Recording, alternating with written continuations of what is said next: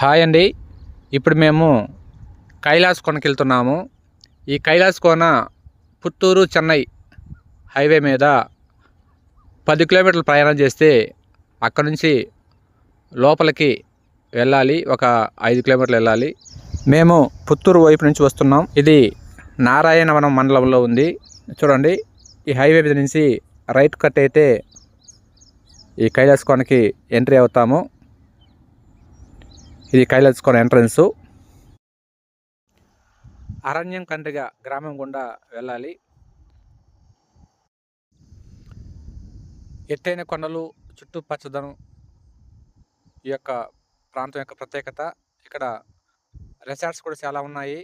బయట నుంచి వచ్చే విహారయాత్రకు వచ్చే వారికి అవకాశం చాలా వరకు ఇక్కడ రిసార్ట్స్ కట్టి ఉన్నారు. ఇది వీవర్స్ కాలనీ. ఈ వీవర్స్ కాలనీ దాటిన తర్వాత ఈశ్వరయ్య ఎస్టీ కాలనీ కూడా వస్తుంది.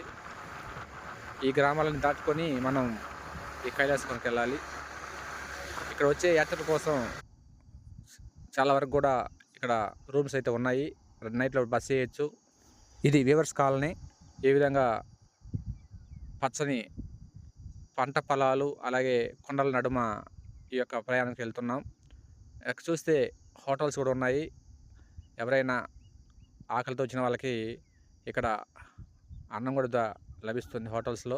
ఈశ్వరయ్య ఎస్టీ కాలనీ దాటిన తర్వాత చూసామంటే ఇది ఎకో పార్కు. ఇంతకుముందు ఈ పార్కు ఇంకా ముందు వైపు ఉండేది, దాన్ని ఇక్కడ షిఫ్ట్ చేశారు. చూడండి, ఎత్తైన కొండలు. ఇక్కడ డౌన్ వస్తుంది, ఎక్కువగా డౌన్ ప్రాంతం వస్తుంది. చూడండి, ఇది మధ్య కోన ఏదో అంటారు ఇక్కడ ఉన్న కోనని. ఇక్కడ నుంచి కూడా పెద్దగా వర్షాలు పడినప్పుడు ఇక్కడ నీళ్ళు ఎక్కువ ఫ్లో అవుతూ ఉంటాయి, పడుతూ ఉంటాయి కొండపై నుంచి. ఇది ఆల్మోస్ట్ మనం వచ్చేసాము కైలాస్ కోనకి. ఇది దగ్గర ఉన్న ఎంట్రన్స్. పార్క్ అక్కడ ట్రాన్స్ఫర్ చేశారు. అలాగే ఇక్కడ ఓల్డ్ పార్క్ ఇది. ఇక్కడ పార్క్ ముందు ఉండేది, ఇప్పుడు దీన్ని ముందుగా మార్చేశారు. శాంతి ఆశ్రమం. ఈ విధంగా మనం ప్రయాణం చేసిన తర్వాత మనం కైలాస్ కోనకి ఎంటర్ అయిపోతున్నాము. ఇక్కడ ఒక ఆశ్రమాలు ఉన్నాయి. ఈ విధంగా ఇక్కడికి ఈజీగా 4 వీలర్స్, 2 వీలర్స్, అలాగే పెద్ద పెద్ద వాహనాలు కూడా ఇక్కడ రావచ్చు. బస్సులు కూడా రావచ్చు. ఆ రోడ్ అయితే బాగుంది. సిమెంట్ రోడ్డు, తార్ రోడ్ అయితే వేసేస్తున్నారు. సో వచ్చే ప్రయాణికులంతా కూడా, యాత్రికులంతా కూడా వివిధ వాహనాలు ఇక్కడికి వస్తూ ఉంటారు. ఎక్కువగా సండేల్లో ఎక్కువగా ఇక్కడికి వస్తూ ఉంటారు. అంటే మనకి తమిళనాడులో దగ్గరగా ఉంది కాబట్టి చెన్నై వాసులు ఎక్కువగా ఈ ప్రాంతానికి వస్తూ పోతూ ఉంటారు. ఫ్యామిలీతో సహా వస్తుంటారు. ఇక్కడ ఎంట్రీ రుసుము 10 రూపాయలు. 10 రూపాయలు చెల్లించి లోపలికి ప్రవేశించాలి. హాయ్ అండి, ఇదే కైలాస్ కోన. ఎంట్రీ అయినాము ఇప్పుడే.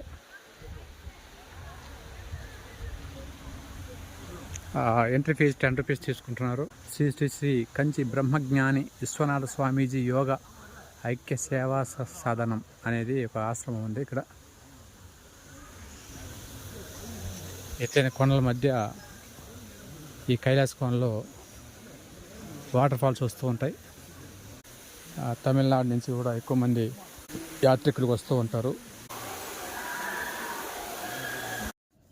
ఈ బోర్డు నందు ఈ కోనకు సంబంధించి చరిత్ర అయితే తెలపబడి ఉన్నారు. తర్వాత కొంచెం ముందుకెళ్తే ఇక్కడ నాగాలయం ఉంది. ఎక్కువగా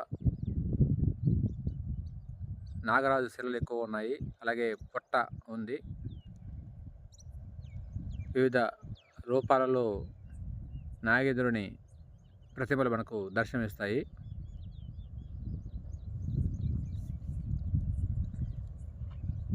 కొంచెం పక్కనే చూసినామంటే 5 సరస్సులతో పెద్ద నాగేశ్వరుడు శివునికి అభయమిస్తూ ఉన్నారు. ఈ దారంతా కూడా బండరాలతో పరిచేస్తున్నారు. ఇక్కడ ఎక్కువగా కోతులు గుంపులు గుంపులుగా ఉన్నాయి. కొంచెం జాగ్రత్త పడండి. వెళ్ళిన వాళ్ళు ఏదైనా తినుబండాలు తీసుకెళ్ళినప్పుడు వచ్చి మీద పడతాయి.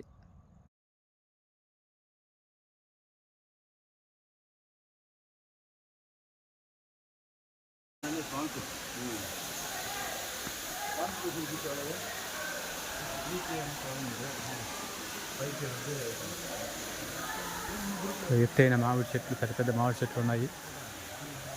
వివిధ రకాల చెట్లు, అలాగే వృక్ష జాతులు, వివిధ రకాల వృక్షాలు. ఇంకా వర్షం కాలం స్టార్ట్ కాలేదు, వేసవి కాలం ఎండింగ్లో ఉన్నాం కాబట్టి నీళ్ళైతే ఫ్లో తక్కువగానే ఉంది. సుమారు 30 మీటర్ల ఎత్తు నుంచి, అంటే 98 అడుగుల ఎత్తు నుంచి మనకైతే ఈ కైలాస కోన జలపాతం అనేది మనకి పైనుంచి కిందకి వస్తూ ఉన్నాయి. ఇక్కడ నారాయణవనంలో కళ్యాణ వెంకటేశ్వర స్వామి పెళ్లి చేసుకున్న సందర్భంగా అక్కడికి విచ్చేసిన కైలాసనాథ స్వామి ఇక్కడికి వచ్చి కైలాసనాథ కోనలో తపస్సు చేసుకున్నారనేసి పురాణం చెప్తుంది. ఎత్తైన కొండల నుంచి నీళ్ళు జారుతూ ఉన్నాయి.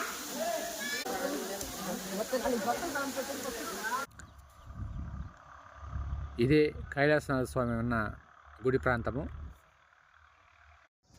చూడండి, కైలాసనాథ కోన 98 అడుగుల ఎత్తు నుంచి వచ్చే జాలువారే జలపాతము, శాశ్వతమైన జలపాతం. ఎత్తైన కొండ, ఆ కొండ ప్రాంతంలో స్వామివారి విగ్రహాలు,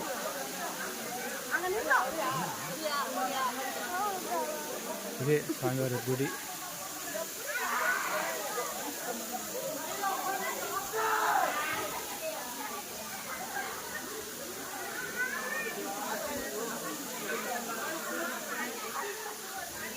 ఈ జలపాతం నిరంతరం వస్తూనే ఉంటుంది. ఎంత ఎండలు కాసినా కానీ ఈ జలపాతం అనేది ఇంతవరకు ఆగింది లేదు.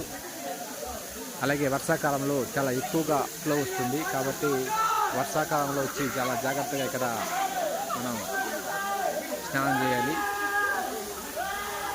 చూడండి, ఎత్తైన కొండ నుంచి ఫాల్స్ వస్తూ ఉన్నాయి.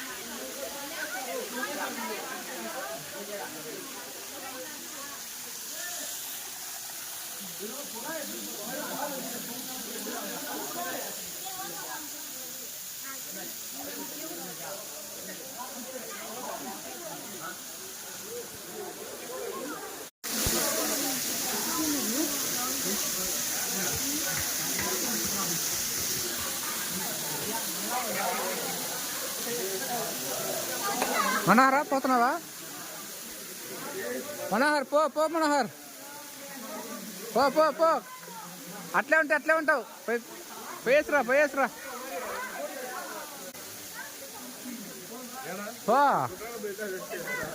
ఇక్కడ అన్ని రాష్ట్రాల వాళ్ళు, అన్ని మతాల వాళ్ళు, అంటే ఇది విహారయాత్ర కాబట్టి ప్రతి ఒక్కరు కూడా వచ్చి ఈ యొక్క అంటే ప్రకృతిని ఆస్వాదించే ప్రకృతి ప్రేమికులకు ఎవరైనా కానీ ఈ కోనకు వచ్చి ఒకసారి చూసుకొని పోతే మనసుకి ఎంతో ఆహ్లాదకరంగా ఉంటుంది, హాయిగా ఉంటుంది. అలాగే ప్రకృతి సిద్ధంగా వచ్చి మనకి అడవి జలాలలో మనం స్నానం చేయడం వల్ల ఆ ప్రత్యేకమైన ఆ వనమూలికల ద్వారా వచ్చిన జలం కాబట్టి మనకి చాలా రిఫ్రెష్ అవుతాం, మనము చాలా ఆరోగ్యానికి ఆహ్లాదకరంగా కూడా ఉంటుంది.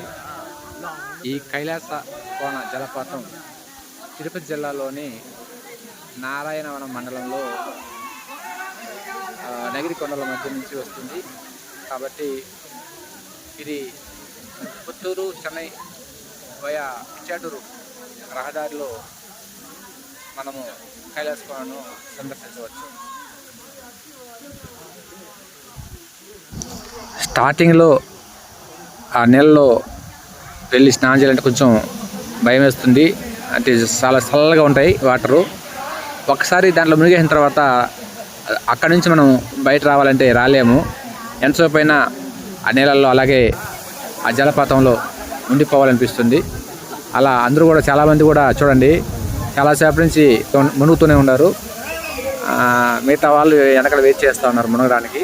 ఈ విధంగా జలపాతాలు అనేవి దేవుడు మనకిచ్చిన వరాలు, వాటిని మనం ఎప్పుడు కూడా కాపాడుకోవాలి. ఎక్కడ కానీ పర్యావరణ కాలుష్యం చేయకుండా ఈ జలాలను కాపాడుకుంటే భావితరాలకి పరిశుద్ధమైన జలపాతాలు మనం అందించగలం. ఇది స్వామివారు లింగాకారంలో ఉన్న కైలాసనాథ స్వామి ఆలయము. స్నానాలు చేసిన తర్వాత భక్తులంతా వచ్చి ఇక్కడ స్వామివారి దర్శించుకుని వెళ్తూ ఉంటారు.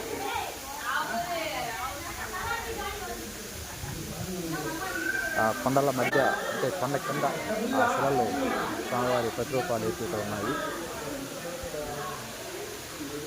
ఇక్కడ నిరంతరము పూజారులు ఎప్పుడు ఉంటారు, పొద్దున్న నుంచి సాయంత్రం వరకు ఉంటారు. కైలాసనాథ స్వామి ఉండే దేవాలయం ఇది. ఏంది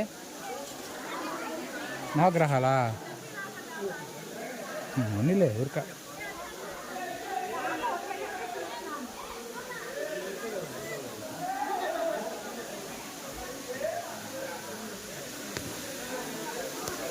ఇక్కడ నవగ్రహాల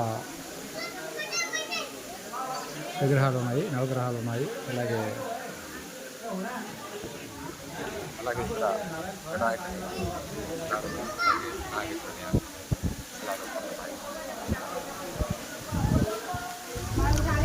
ఇదండి కైలాస్ కోన. చూశారు కదా, ప్రతి ఒక్కరు కూడా జీవితంలో ఒకసారైనా వచ్చి ఈ కైలాసనాథ స్వామిని దర్శించుకొని ఇక్కడ కైలాసనాథ కోన జలపాతంలో స్నానాలు చేయండి.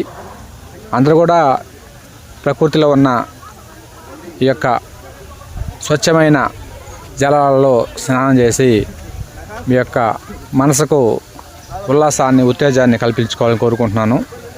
అలాగే ఇలాంటి పర్యావరణ ప్రాంతాలను మనం కాపాడుకోవాల్సిన బాధ్యత ఉంది. కాబట్టి ప్రతి ఒక్కరు కూడా ఇలాంటి ప్రదేశాల్లో ప్లాస్టిక్ వాడకాన్ని నిషేధించుకోండి. ఎందువలంటే కలుషితం అయిపోతే భావితరాల వాళ్ళకి ఇలాంటి స్వచ్ఛమైన జలపాతాలను మనం అందించలేము. కాబట్టి థ్యాంక్ యూ అండి, థ్యాంక్ యూ ఫర్ వాచింగ్ అండి. అలాగే మన ఛానల్ కొత్తగా చూసేవాళ్ళు ఛానల్ సబ్స్క్రైబ్ చేసుకోండి. చూసిన ప్రతి ఒక్కరు కూడా లైక్ చేయండి. ఎందువల్లంటే మనం ఇలాంటి వాటిని ఇంకా కొంతమంది చూడాలి కాబట్టి చూస్తే వాళ్ళు కూడా చూసి ఇలాంటి ప్రదేశాలను సందర్శిస్తారు. సో వాళ్ళ కోసమైనా కానీ మనం ఇలాంటి వాటిని ఎంకరేజ్ చేయాలి. కాబట్టి ప్రతి ఒక్కరు కూడా ఒక లైక్ ఇవ్వండి. చూడండి కోతులు ఎంత చూడముచ్చటగా ఆడుకుంటున్నాయో. ఓకే, థ్యాంక్ యూ అండి, thank you for watching. Please subscribe Gopal 718. చూడండి ప్రకృతిలో మనం విహరిస్తున్నాం. థ్యాంక్ యూ అండి.